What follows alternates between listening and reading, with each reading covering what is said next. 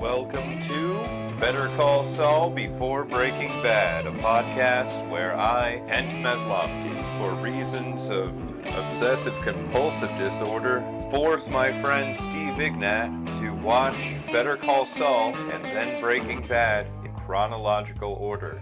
This is Better Call Saul Before Breaking Bad. So that was Season 2, Episode 2 of Better Call Saul. And, Hi guys. hi. That was fun. It was fun. It It was a defense of a lifetime. God damn, I love that. That is amazing.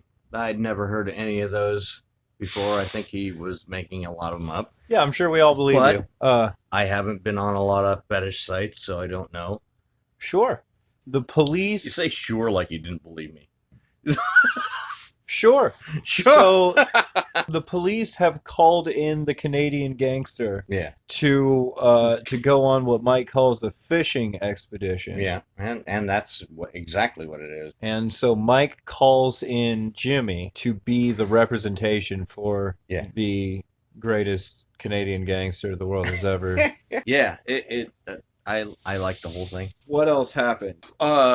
Yeah. Homeboy got his cards back. Homeboy got his cards back. I mean, and Chuck comes early on. Chuck comes into this is- HHM. Half of a Chuck episode. Half a Chuck.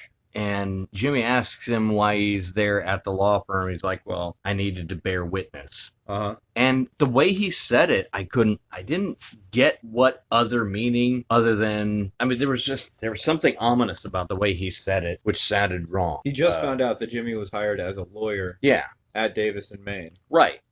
And so I think he knows Jimmy's there. Yeah, So I think he's bearing witness to Jimmy, the lawyer yeah. of Davis and Maine. I could be wrong about that. Maybe he's bearing witness to the guy who flipped the To switch. something, well, maybe he's coming to grips with this Jimmy becoming a lawyer. Jimmy the lawyer. And he's trying to, wow, I had to see it to believe it, Mm-hmm.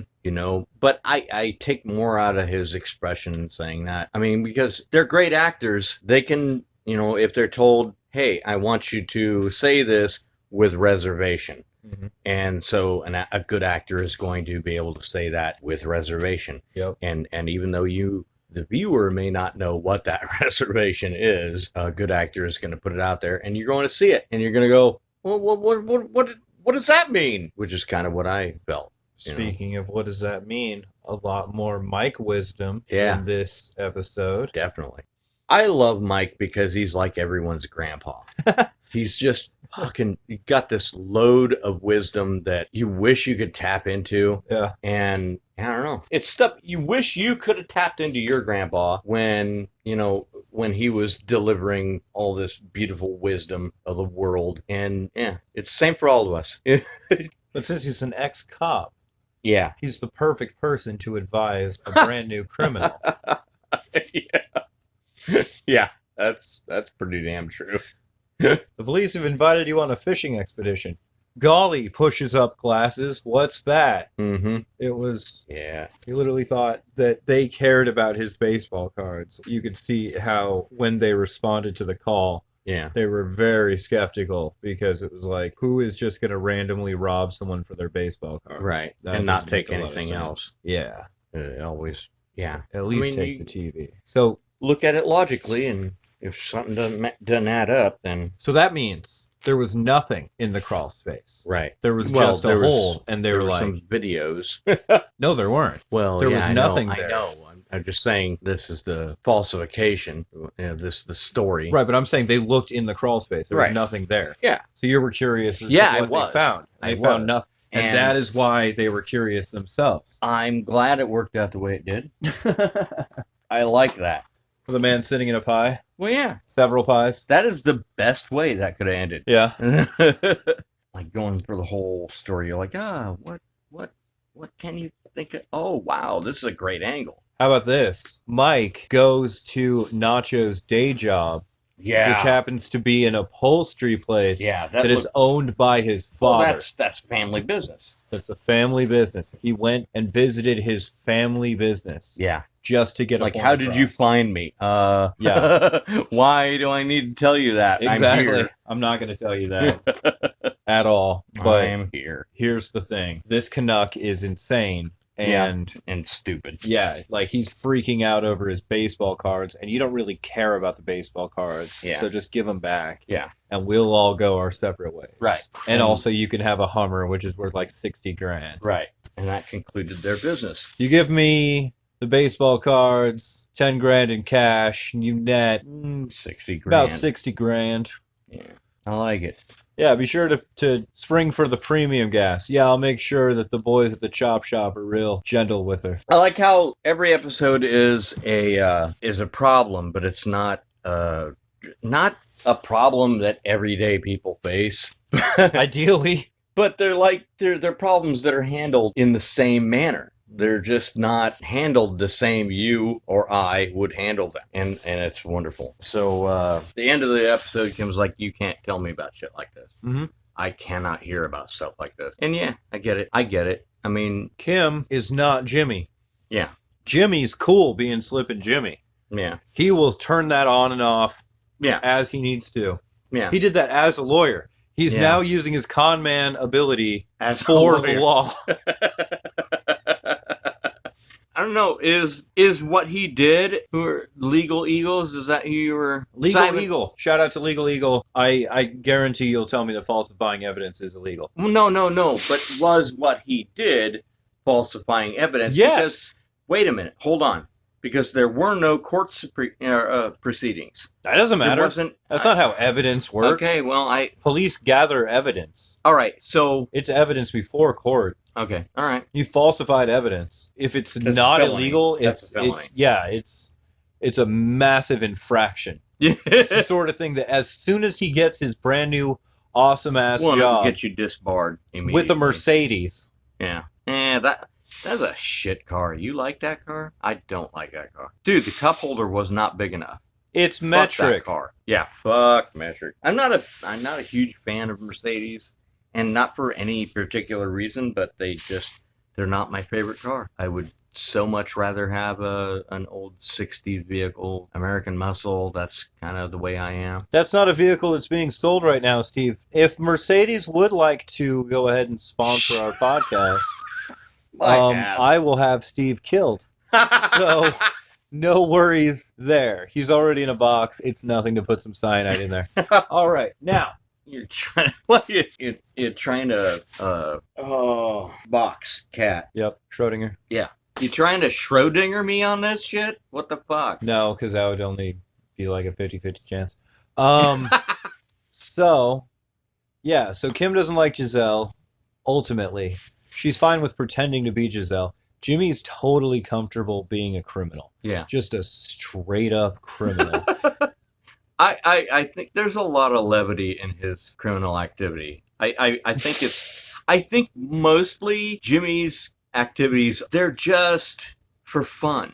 And so I think he's learning to differentiate between, although with this lawyer case that he took for being someone's criminal defense. Pro bono case for But they didn't file any charges. They were Canadian douchebag. they were digging. Yes. So how is that? I don't think that's official. I don't think any of that is official What do you mean? unless there were court proceedings or They had an appointment. right, but I don't think anybody can. Just something about it is very like the edges don't meet. Evidence is evidence, man. Yeah, I understand what you said. I'm Yeah. just saying that That's a crime. in the police report, maybe they said, "Oh, well, he's suspicious." Okay, Uh-huh. well, we know why. We know Right. why he was suspicious. Yeah, Jimmy was giving them what they needed to close the case. Okay. But to do that, So if he had to falsify evidence. all right, so if the case is Which is- closed, then let's not worry about it. Which is grounds for disbarment. Right. What he did as the pro bono case was grounds for him to lose the ability to be a lawyer just as he's Yeah. gotten the best job Yeah. that he's ever had. Yeah. Good writing. All right. I see how that can be. It's a problem. Yeah. Yeah. I just think it's way out on the fringes, though. It's not a focal point that would be on anyone's radar. This time. Especially, well, yeah. But true. Kim said, you keep doing this, you're going to get Right. caught. Yeah. So yeah. this is the fact I think that he did it so flippantly freaks her out. Yeah. Because when she did it, it was when she pretended to be Giselle, it was just as a lark. And a one-time thing. Yeah. Yeah. It was just, but she can't imagine somebody who lives their life this way. Yeah. Yeah. And so when she learns that Jimmy does this, as a matter of course, it's gotta freak her out. I love this. And I wonder what the actors or how, and if you guys are listening, ideally guys are listening, which would be awesome. Yeah. Just people in general. But I wonder what you guys were thinking as your characters were growing, like what you guys were thinking of your characters, or how much of your characters did you have any kind of creativity? Like you obviously, I mean, every actor has a part in where their role goes, but it'd be kind of neat to know all that stuff. Like, just, what were you thinking during this scene? Blah, blah, blah. Specifically to Rhea Seehorn and Bob Odenkirk? That's what you're asking? Yeah. Yeah, who knows? We're in the second season. Anyone could be listening at this point. I like how this season is going. Too. I remember hearing about this when Breaking Bad had a spin-off, and everybody was so happy about this new spin-off called Better Call Saul. And I, from osmosis, from hearing from other people, I was like, wow, I really do want to see that. Like, I didn't really care much for Breaking Bad because I didn't really see it. I saw one episode and not even an entire episode. Right? And I have no context because it was in the middle of a season. My oldest son was like, hey, check this out. And I watched a little bit of it. I've forgotten everything about it except for Walter, I guess. Walter is his name? There's a character named Walter. Just standing around and they're talking. And I'm like, this looks boring, son. I'm not really interested.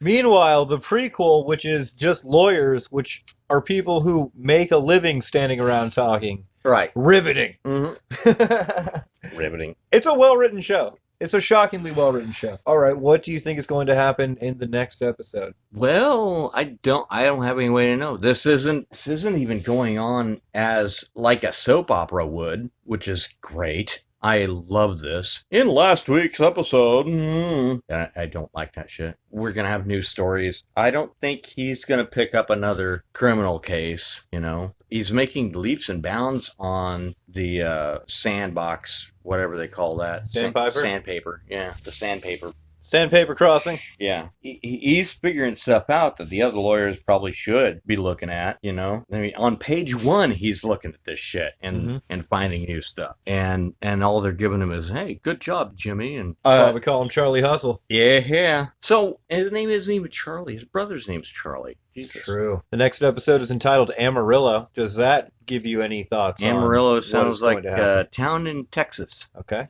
Like a city in Texas, or a song by George Strait, Amarillo by Morning. Why can't it be both? It could. It could very well be. I mean, with the way things are going in this series, it's like, oh, well, it'll be just George Strait in the background singing Amarillo by Morning. Maybe. Nacho will be like chopping someone's body up, and that'll just be on the radio. Amarillo by Morning. Yeah, some skateboarders that didn't have a good lawyer. Okay, so as far as Jimmy's love life with Kim, things are running quite wonderfully, and I relish in that. I'm like, yay! You're in love with Kim. Like, no, I mean, I'm in love with their relationship. I think they are good for each other, and I'm like, wow, that just to some point it's almost unrealistic because for me, I'm like, that ain't gonna last long. No, because that's what happens. Time after time after time. Yeah. I'm not jaded. He's not jaded at all, even though we keep him in a box. So, next episode is entitled Amarillo, which you argue is a country song and a place in Texas. Those are the two things I associate Amarillo with. And so what do you think is going to happen in the episode entitled Amarillo? God, I don't know. It's probably going to be something completely non sequitur. Season 2, it'll be episode 3. It'll be a Christmas card from Amarillo. A postcard from Amarillo. Somebody sent to somebody. All right. Jimmy gets a postcard from Amarillo. Who sent it? With a picture of whatever is in Amarillo. Hey, folks. why don't you post a comment and let us know what the big landmarks in Amarillo are. There you go. If you're from Amarillo, then, because I haven't Thanks been for anywhere listening, further than Amarillians. Dallas. Yeah. Yeah. Thanks for listening, any Amarillians out there. And if Amarillion is not the right word, definitely let us know in the comments. Oh, they will. So something having to do with Amarillo is going to happen in the next episode. Yeah. Which is Season 2, Episode 3, Amarillo. He gets a postcard. The postcard is from, a landmark in Amarillo, and that's where the bad stuff is hidden. I don't know. Bad stuff. Bad stuff's coming. I don't know. So specific without being specific. Love it. So we will catch up with you guys after we watch Season 2, Episode 3. Can't wait. Have a good one. Love it. See you guys.